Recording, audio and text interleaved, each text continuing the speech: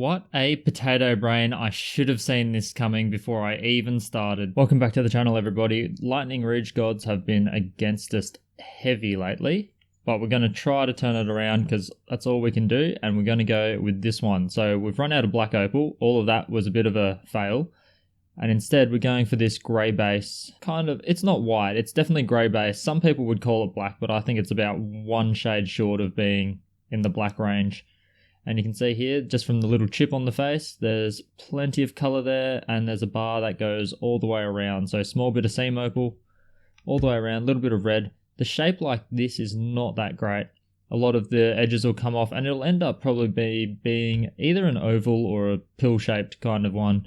I don't like this sharp point, but there is a bit of red there, so if that kicks, we'll see. We might have to keep it more natural shaped. Could look okay hanging either way, really.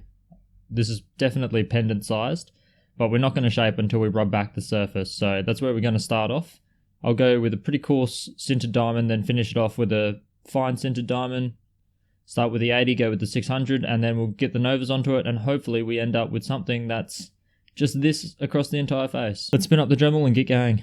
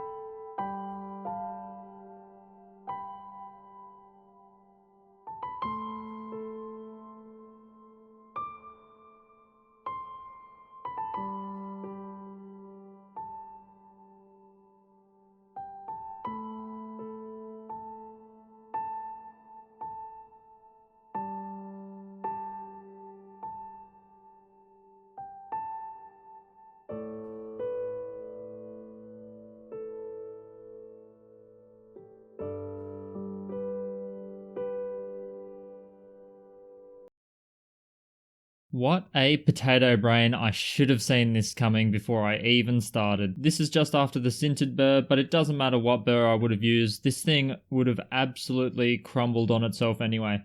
We do have one nice big chunk here, and it does have a really nice little color starting to come through. There's still a bit of a hazy top on it, but this material is so crumbly, it's incredible.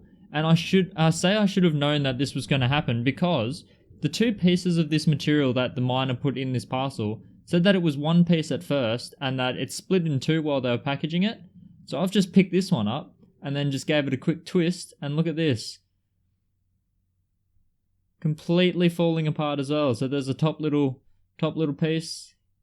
Here's the two pieces that have come apart. It's not crazed, and it's just really strange. It's got that kind of ginger whisker kind of material straight through the guts of it. But even this one, some of the pieces, when I was working on the top, you could see it chipping a lot more than usual.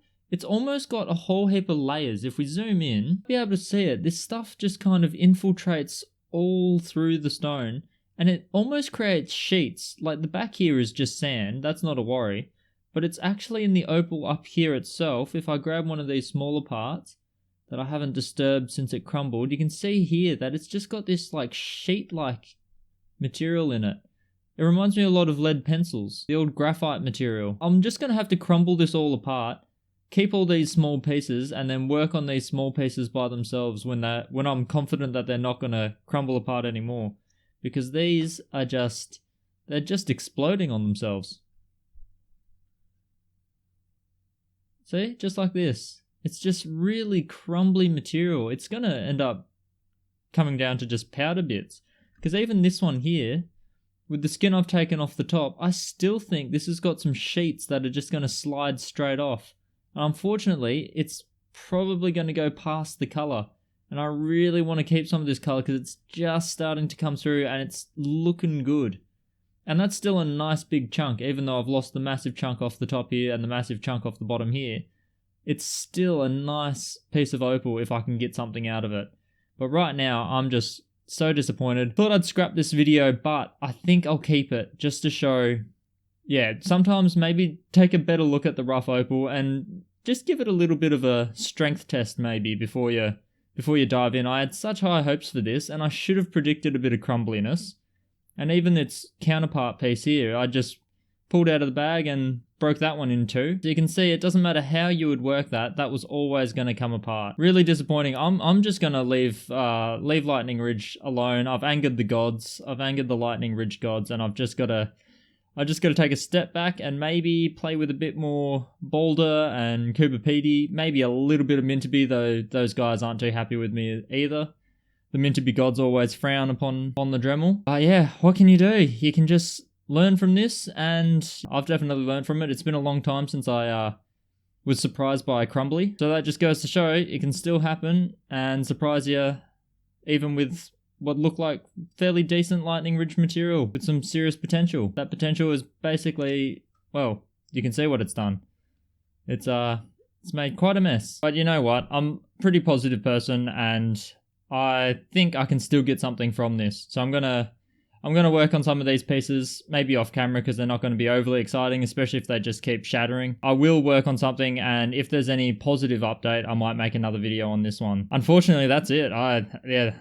There's nothing more I can say. This was a bit of a dud, and I'm really sad because that means pretty much the entire parcel that I worked on for this miner, their material, it was either hiding behind potch and had a lot of inclusions, or yeah, it did this. So hopefully I can salvage something from it. Still got quite a lot of potential in stones like this if it holds together. But on that note, I am going to work on something that I'm pretty confident's going to work out and yield better results. So until then, I'll see you in that video.